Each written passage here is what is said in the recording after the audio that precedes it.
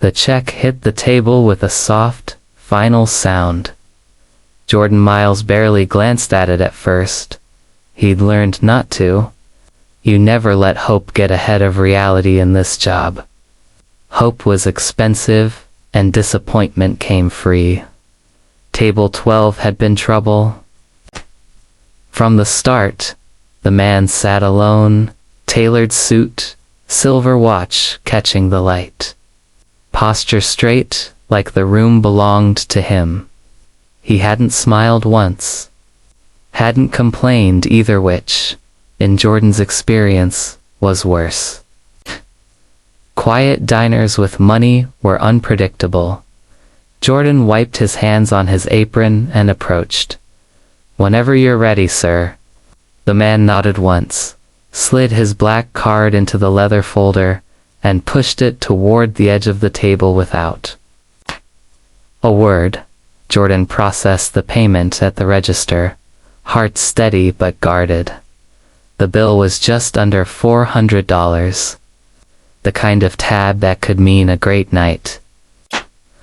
Or a brutal one.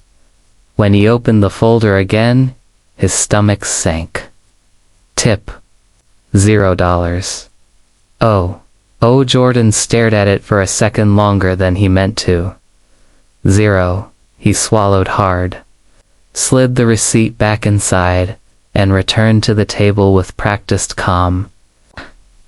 Years of service had taught him how to smile through things that stung. "Thank you for dining with us," Jordan said evenly. The man stood, adjusted his cufflinks, and looked at Jordan for the first time. His eyes were sharp but tired. "You did your job well," he said simply. Then he walked out. Jordan stood there, frozen, until the door closed behind him. Behind the kitchen doors, the world didn't stop. Plates clattered. Someone laughed. Another server cursed under their breath. Life moved on. Jordan didn't. He went to clear the table slowly, methodically. 4 hours of service. Perfect timing. No mistakes. No tip. He reached for the plate hand. Paused. Something was tucked beneath it. A folded piece of paper. Jordan's breath caught. He glanced around instinctively, then picked it up and unfolded it with careful fingers. Inside was a handwritten note, not rushed. Not careless, deliberate. "If you're reading this, it means you didn't judge me for what you saw on the receipt. That matters." Jordan frowned, heart starting to beat faster. "I left 0 on the card because this restaurant pool's electronic. Tips. I wanted this to be yours alone." Jordan's hands began to shake. He unfolded the paper fully. Inside was a cashier's check. $10,000. Jordan felt the room tilt. He sat down hard in the empty chair, breath leaving his body in a rush he couldn't control. His vision blurred, the noise of the restaurant fading into a distant hum.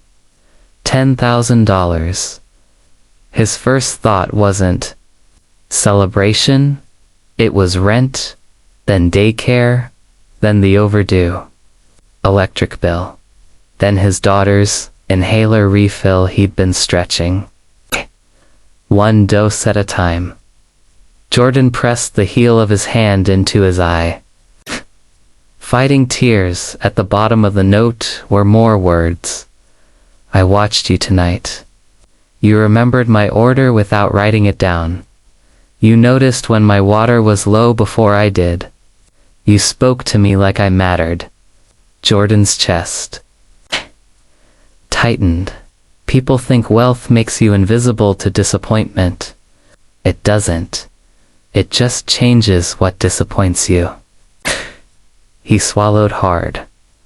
"I grew up watching my mother work doubles, smile through exhaustion, and come home with aching feet and empty pockets. She taught me that dignity isn't loud. Jordan closed his eyes. I'm a billionaire.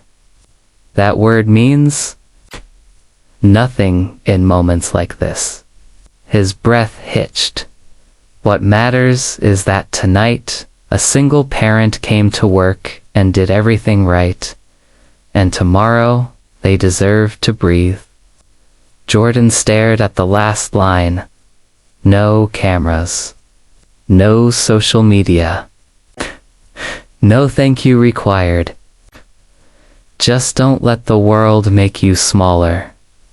There was no signature, just initials. R.H. Jordan. Sat there until his manager called his name twice. Jordan, you okay? He looked up, eyes red.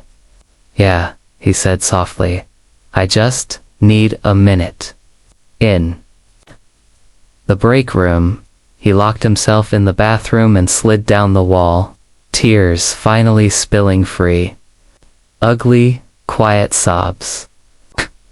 The kind that came from holding it together too long.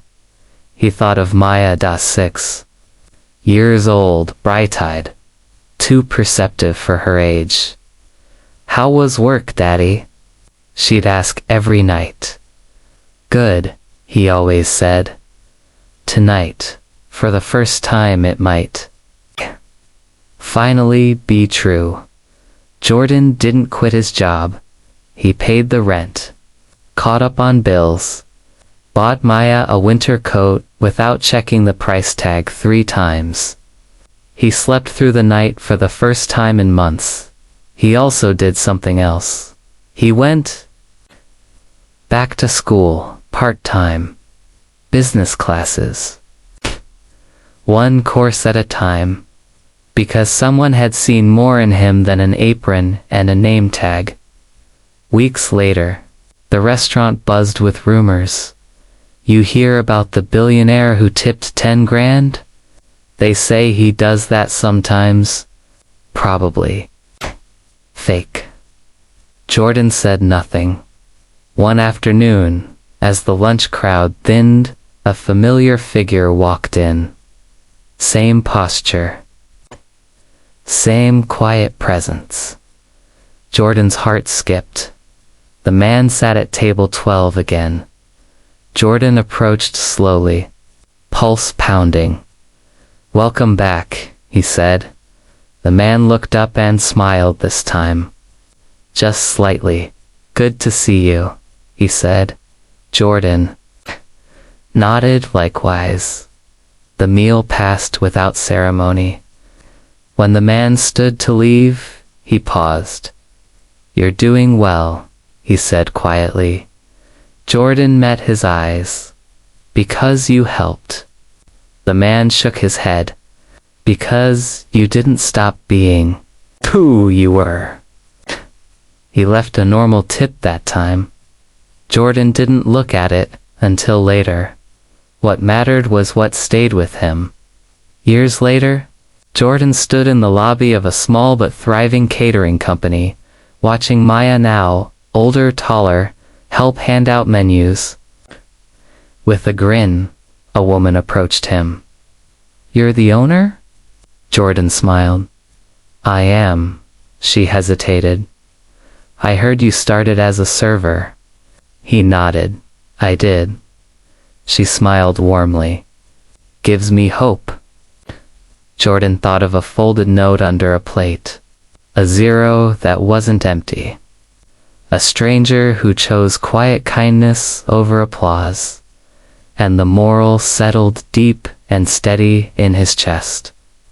Sometimes generosity doesn't look generous at first glance. Sometimes it tests your faith before it rewards it. And sometimes the smallest moment of dignity, given without recognition, can change a life forever.